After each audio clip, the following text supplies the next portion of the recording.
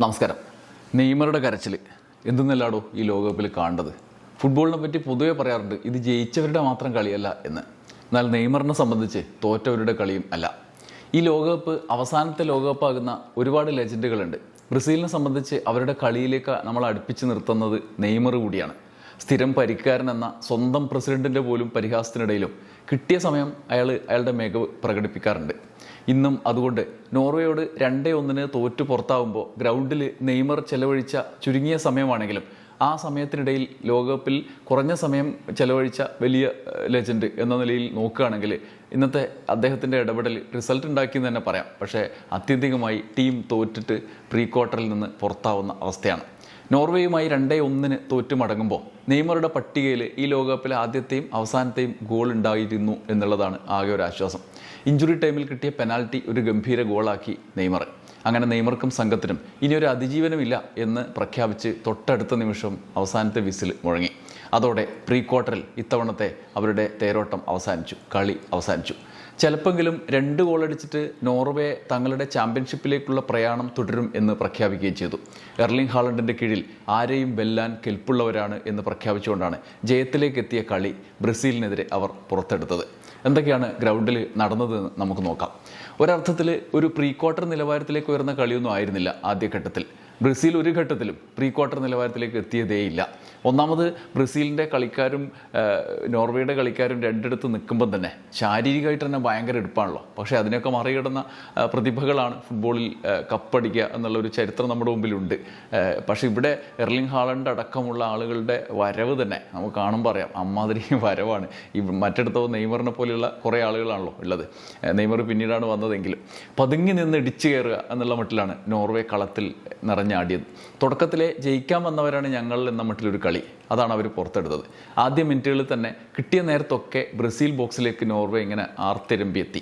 3-ാം മിനിറ്റിൽ ഉണ്ടായ ഒരു വമ്പൻ നീക്കം, അതിലൂടെ ബ്രസീലിൻ്റെ കാറ്റ് കഴിഞ്ഞു എന്നാണ് ഞാൻ വിചാരിച്ചത്. നോർവേക്ക് വേണ്ടി പാട്രിക് ബെർഗ് സ്കോർ ചെയ്തു. എന്നാൽ അത് പക്ഷേ ഗോളായില്ല, അതൊരു ഓഫ് സൈഡ് ആയിരുന്നു. അലക്സാണ്ടർ സൊർലാത്ത് കയറി നിന്നത് മൂപ്പര് കണ്ടില്ല അടിക്കുമ്പോൾ. ആ ഗോൾ പാഴായി. അതോടെ പഴയതുപോലെ നോർവേ മെല്ലെ സൈലൻ്റായി എന്ന് തോന്നിപ്പിച്ചു. ബ്രസീൽ കളിച്ചു തുടങ്ങുമോ എന്നുള്ളൊരു സംശയം പ്രതീക്ഷയൊക്കെ ഇങ്ങനെ രൂപപ്പെടുമ്പോഴേക്കും വീണ്ടും നോർവേ കയറും. ഇതാണ് പരിപാടി. എന്നാൽ 10-ാമത്തെ മിനിറ്റിൽ ഒരു ബ്രസീൽ മുന്നേറ്റം, അതിനിടയിൽ ഫൗളുണ്ടായി. മത്തേയൂസ് കുൻഹയെ ക്രിസ്റ്റഫർ അയർ ബോക്സിൽ വീഴ്ത്തി. കുൻഹയെ വീഴ്ത്തിയതിന് പണിഷ്മെൻറ്റ്, പെനാൽറ്റി. അതോടെ നിർണായകം എന്ന് തോന്നിച്ച നിമിഷമാണ്. പെനാൽറ്റിയാണല്ലോ, ബ്രസീലൊക്കെ പാഴാക്കോ, കളിയുടെ ഗതി മാറ്റും എന്ന് ഉറപ്പായി. ബ്രസീലിനായി ബ്രൂണോ ഗിമറഷ് കിക്കെടുത്തു. എന്താ കഥ? നീലാൻഡ് നോർവേയുടെ ഗോൾ കീപ്പർ തട്ടി അകറ്റി, ഗോളായില്ല. ബ്രസീലിൻ്റെ ദുരന്തം, അല്ലെങ്കിൽ ഇന്ന് അവരുടെ ദിവസമല്ല നോർവേയുടെ നേട്ടം എന്നൊക്കെ വേണമെങ്കിൽ വ്യാഖ്യാനിക്കാവുന്ന സമയമായിരുന്നു. ഈ വിജയത്തിൽ ഗോളി നീലാൻഡിനോട് നോർവേ വല്ലാതെ കടപ്പെട്ടിട്ടുണ്ട്. അദ്ദേഹത്തിൻ്റെ മികവ് കൂടി ഈ വിജയത്തിന് പ്രധാനപ്പെട്ട കാരണമാണ്. പിന്നീടുള്ള കളിയുടെ ഗതി, ആ പെനാൽറ്റി നഷ്ടം ബ്രസീലിനെ സ്വാധീനിച്ചു. അവരെ വല്ലാതെ നിരാശപ്പെടുത്തി എന്ന് വേണം പറയാൻ. ആത്മവിശ്വാസമില്ലാത്ത കളി അവർ പുറത്തെടുത്തു. അതോടെ ആ മട്ടിൽ മുന്നോട്ട് പോകുമ്പോൾ നോർവേ മെല്ലെ കയറി സജീവമായി. ആദ്യ പകുതി അവസാനിക്കുമ്പോൾ ബ്രസീലിന് മികച്ച അവസരങ്ങൾ കിട്ടി എന്ന് എണ്ണി പറയാനാകും. പക്ഷേ കളിയുടെ ആധിപത്യം അവർക്കായിരുന്നില്ല. അവസരം കിട്ടിയിട്ട് എന്താ കാര്യം? അതൊന്നും മുതലാക്കാനും പറ്റുന്നില്ലല്ലോ. ഗബ്രിയേൽ മാർട്ടിനെല്ലിക്കും കുൻഹയ്ക്കും ഒന്നും നല്ല ദിവസമായിരുന്നില്ല എന്ന് വേണമെങ്കിൽ ഒരു സമാധാനത്തിന് പറയാം. ഒന്നും ഗോളാക്കാനാകാൻ പറ്റാത്ത ദിവസം. നോർവേയും കിട്ടുന്നെല്ലാം അടിച്ചു കയറ്റാൻ നോക്കുന്നുണ്ടായിരുന്നു. 35-ാം മിനിറ്റിൽ മാർട്ടിൻ ഒഡെഗാർഡിൻ്റെ ഷോട്ട് സൈഡിൽ അവസാനിച്ചു, അതിങ്ങനെ അടിച്ച് പുറത്തേക്ക് പോയി. 39-ാം മിനിറ്റിൽ വിനീഷ്യസ് ജൂനിയറിൻ്റെ ഒരടി നീലാൻഡും തടഞ്ഞതും ഒക്കെ ആദ്യ പകുതിയിലെ പ്രധാനപ്പെട്ട 2 നിമിഷങ്ങളിൽ 2 പക്ഷേ ബ്രേക്ക് ആകുമ്പോഴേക്കും ഗോളൊന്നും വീണില്ല. ബ്രേക്ക് കഴിഞ്ഞ് തിരിച്ചു വരുമ്പോൾ ബ്രസീൽ ആരാധകർക്ക് പ്രതീക്ഷയ്ക്ക് വകയായി. പക്ഷേ പിന്നീടുള്ള വരവ് വല്ലാത്തൊരു വരവായിരുന്നു. ആരുടേത്? നോർവേയുടേത്. അപ്പോഴേക്കും നെയ്മർ വന്നതാണ് ബ്രസീലിൻ്റെ പ്രതീക്ഷയ്ക്ക് ആധാരം. എൻട്രിക്കും കൂടി ഉണ്ടായിരുന്നു. അതിൻ്റെ ലക്ഷണങ്ങൾ കാണിക്കുകയും ചെയ്തു. 59-ാം മിനിറ്റിൽ വിനീഷ്യസ് നൽകിയ പാസിൽ എൻട്രിക്കിന് ഒരു ഗംഭീര ചാൻസ് കിട്ടി. മൂപ്പരത് അടിച്ച് പുറത്തേക്ക് കളഞ്ഞെന്ന് മാത്രം. ഇതൊന്നും പോരാ ജയിക്കാനെന്ന് കാണുന്നവർക്കപ്പം മനസ്സിലാവുന്നുണ്ടായിരുന്നു. അപ്പുറത്ത് അങ്ങനെയല്ല, നോർവേ ജയിക്കാൻ തന്നെ കളിച്ചു. ഇടവേളയ്ക്ക് ശേഷം എത്തിയ നോർവേ വേറൊരു നോർവേ ആയിരുന്നു. 79-ാം മിനിറ്റിൽ ഹാലണ്ടിൻ്റെ ഗോളും അങ്ങനെ വീണു. ആന്ത്രീസ് നൽകിയൊരു പന്ത് ഗംഭീര ഹെഡറിലൂടെ ഹാലണ്ട് ഗോളാക്കി. ബ്രസീൽ ഞെട്ടാനൊന്നും ഉണ്ടായിരുന്നില്ല. അതിന് മാത്രം കാര്യമായിട്ട് അവർ കളിച്ചിട്ടൊന്നുമില്ല. എന്നാലും ബ്രസീലാണല്ലോ, ഞെട്ടുമല്ലോ. നോർവേ പിന്നെയും കളിക്കുകയും ചെയ്തു. പിന്നാലെ കളി അവസാനിക്കാൻ മിനിറ്റുകൾ മാത്രം ബാക്കി. അപ്പോഴാണ് 90-ാം മിനിറ്റിൽ 2-ാം ഗോള്, ബ്രസീലിൻ്റെ പതനം ഉറപ്പുവരുത്തിയ ഹാലണ്ടിൻ്റെ 2ാമത്തെ ഗോള്. പിന്നാലെ കിട്ടിയ ഇഞ്ചുറി ടൈമിൽ ഒരു ഗോൾ നീക്കം ഫൗളിലായി. കാസമിറോയ്ക്ക് എതിരായ ഫൗള്, അപ്പോൾ പെനാൽറ്റി കിട്ടി, നെയ്മർ സിമ്പിളായി അടിച്ച് ഗോളാക്കി. പക്ഷേ അവരുടെ മുന്നിൽ പിന്നീട് ഒരു ഗോളിന് സമയം ഉണ്ടായിരുന്നില്ല. ഉണ്ടായിട്ട് എന്ത് കാര്യം? ഇത്രയും നേരം കൊണ്ട് അത് തെളിയിച്ചാണല്ലോ, ഒന്നും ഗോളാക്കാൻ പറ്റുന്നില്ലല്ലോ. വേണമെങ്കിൽ ഒരു സമാധാനത്തിന് ഒരു കണക്ക് വേണമെങ്കിൽ ഞാൻ പറയാം.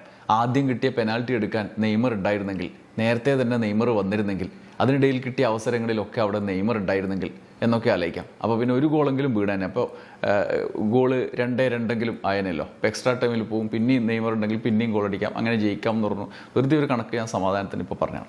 ചിലപ്പോൾ ഡ്രോയെങ്കിലും ആകുന്ന നിലയിലേക്ക് ഈ മുഴുവൻ സമയം തീരുമ്പോഴേക്കും പോവുമല്ലോ എന്നുള്ളത് ആലോചിക്കാൻ വേണ്ടി മാത്രം. എന്നാൽ കളി ജീവിതം പോലെയാണ്, റിവേഴ്സ് ഇല്ലല്ലോ. അപ്പോൾ നാട്ടിലേക്ക് മടങ്ങുക തന്നെ. നോർവേ നന്നായി കളിച്ചു, അവർ ജയിച്ചു എന്ന് കരുതിയാൽ മതി. ബ്രസീൽ ചാമ്പ്യൻ മികവൊന്നും പുറത്തെടുത്തതേയില്ല, മടങ്ങിപ്പോകാനാണ് വിധി.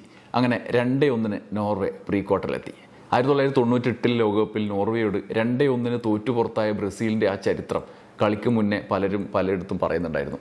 അത് കളി കഴിഞ്ഞപ്പോൾ വീണ്ടും ഓർമ്മിക്കാനുള്ള ഒരു അവസരമായി. 2002 ശേഷം 6ാം കിരീടത്തിനെത്തിയ ടീം തങ്ങളുടെ ദൗർബല്യങ്ങൾ ആരാധകർക്ക് മുന്നിൽ കാണിച്ചു കൊടുത്തിട്ടാണ് മടങ്ങുന്നത് എന്നുള്ളതാണ് പ്രധാനപ്പെട്ട കാര്യം. എന്തായാലും ടീം സ്റ്റാറ്റസ് നോക്കിയാൽ അവിടെയും ബ്രസീൽ പിന്നിലാണ് എന്നുള്ളതാണ്. ഈ കളി മൊത്തത്തിൽ നോർവേ അർഹിക്കുന്ന വിജയമാണ് സ്വന്തമാക്കിയത് എന്നുള്ളതാണ് കണക്കുകൾ. വ്യക്തമായ ആധിപത്യം നോർവേക്ക് ഉണ്ടായിരുന്നു. പക്ഷേ അവസരങ്ങൾ ഒരുപാട് സൃഷ്ടിച്ചു ബ്രസീൽ. നെയ്മറെ പോലെ ഫിനിഷ് ചെയ്യാൻ ഒരാൾ തുടക്കം മുതൽ ഉണ്ടായിരുന്നെങ്കിൽ ഞാൻ നേരത്തെ പറഞ്ഞ പോലെ ചിലപ്പോൾ കളിയുടെ ചരിത്രം ഗതി മറ്റൊന്നായി മാറിയേനെ. വിനീഷ്യസും കുൻഹയും ഒന്നും ഫോമിലേ ആയിരുന്നില്ല. ടീം സ്റ്റാറ്റസ് എന്താണെന്ന് നമുക്ക് നോക്കാം. ടീം സ്റ്റാറ്റസിൽ നോർവേയുടെ സമ്പൂർണ്ണ ആധിപത്യം കാണാം. ആകെയുള്ളത് ഷോട്ട്സിൽ 12 മുന്നിൽ നിൽക്കുന്ന ബ്രസീലാണ്. 9 ഷോട്ട്സാണ് നോർവേക്ക് ഉണ്ടായിരുന്നത്. 4 എണ്ണം ടാർഗറ്റിലേക്ക് ബ്രസീൽ അടിച്ചു, 5 എണ്ണം Norway. 34% possession Brazil, 66% Norway. 313 pass Brazil, 653 Norway.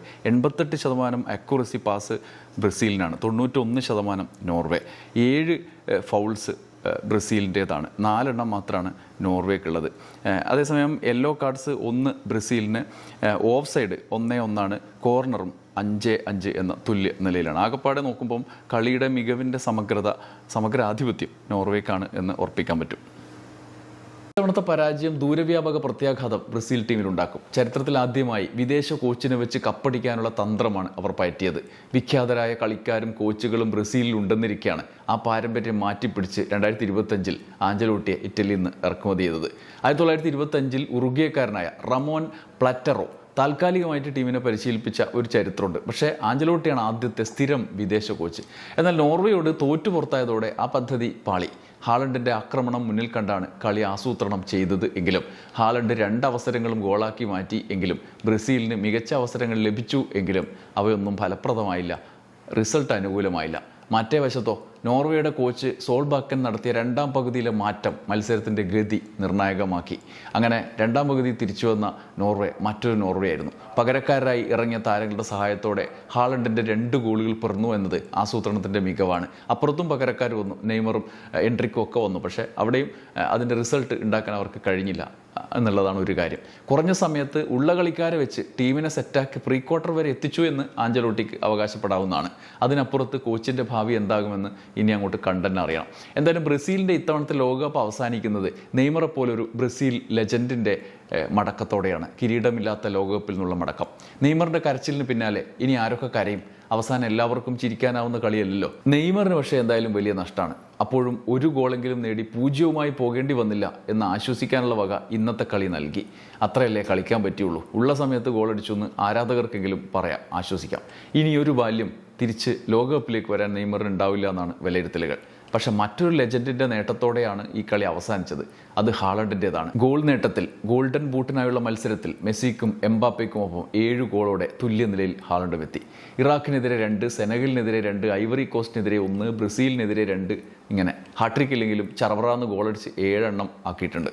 അടുത്തതൊക്കെ എന്താകുമെന്ന് പറയാൻ ഇപ്പം കഴിയില്ലല്ലോ. എന്തായാലും നെയ്മറിൻ്റെ അധ്യായം അവസാനിക്കുകയാണ്. ഞാനൊരു ബ്രസീൽ ഫാനല്ല, പക്ഷേ ബ്രസീലിൻ്റെ കളി എപ്പോഴും നമ്മൾ കണ്ടുകൊണ്ടിരിക്കും. അതിന് മാത്രമുള്ള മികവ് അവർക്കുണ്ടാവും. രസികൻ കളിയാണ്.